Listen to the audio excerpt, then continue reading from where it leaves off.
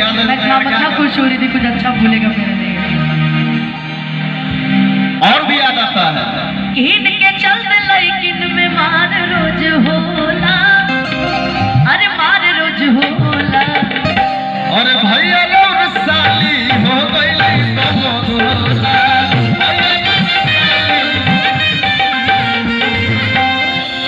लेकिन मैं गाऊंगा कि मारे हवा के झोंका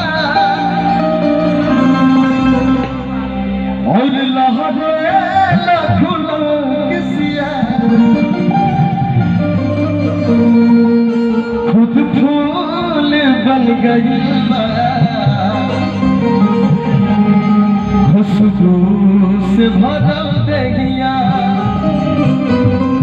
इस शरीर के बनावटी हर बिजली गिरा रहल बा,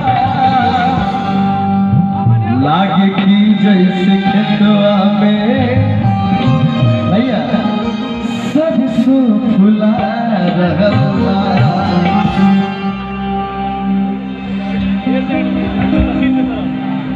कि पौआ के तोहरो बाजल, लेकिन ए भैया कि पौआ के तोहरो बाजल जब से छनक जाला, लागे कि कौन होला बगिया में नाला।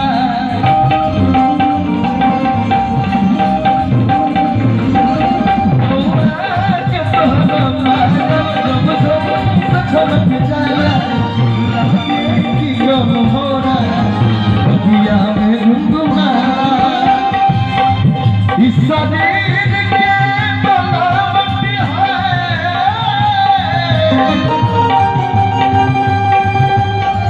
इस शरीर के बनावटी बिजली गिरा रहल बा, आगे के जैसे खेतवा में, आगे की जैसे खेतवा में फुला रहल बा, आगे की जैसे खेतवा में सरसों फुला। क्या कहल चाहत हो, क्या विशेष दुविधा दे दा मिल के।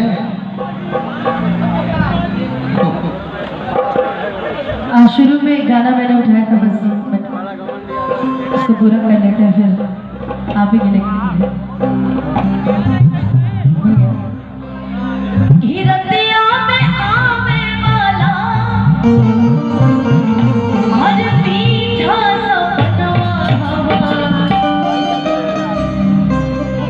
कि राजा जी खजनवा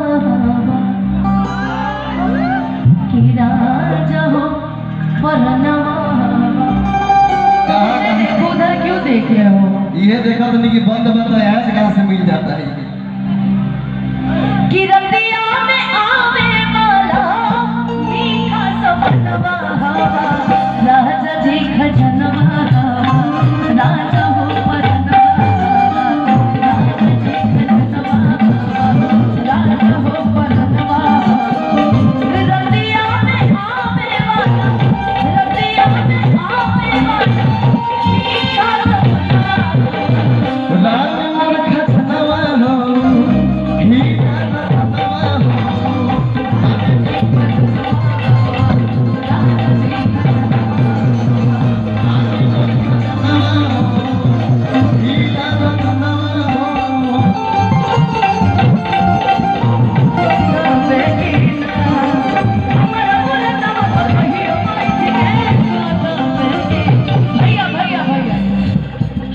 हमारा बुलंदवा कहियो बैठ के सटा बेगिना, बोल बोल रे पत्थर का,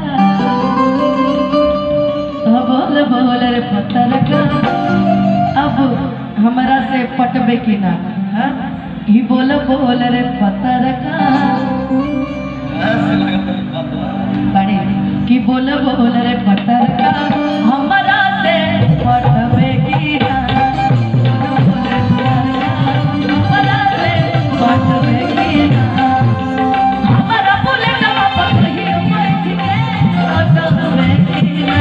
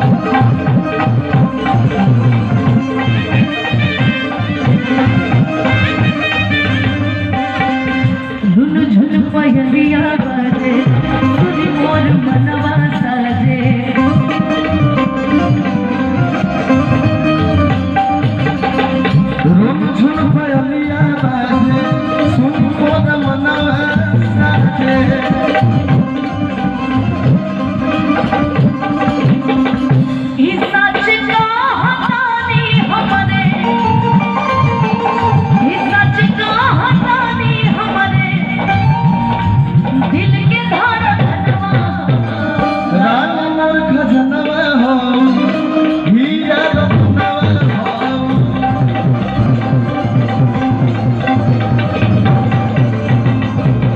मोर खजनवा हो हीरा रत्नवा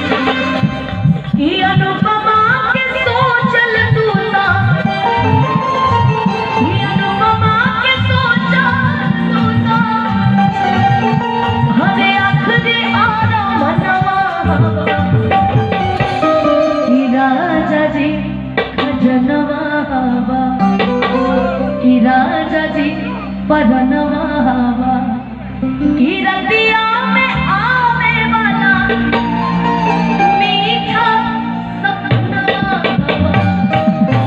मेरे लिए बोल दो। आपके लिए ये मेरे भाई बैठे हैं देखिए कुर्सी पे, इनका मुँह देखिए। हाँ तो बोलिए। इनका मुँह देख के एक मन में बात आ रहा, कहीं नहीं कहा भैया आदर्श बानू कि चाल चल ले हरदम का छोड़े ले पाए कि चाल चल ले और हरदम का छोड़े ले पाए तब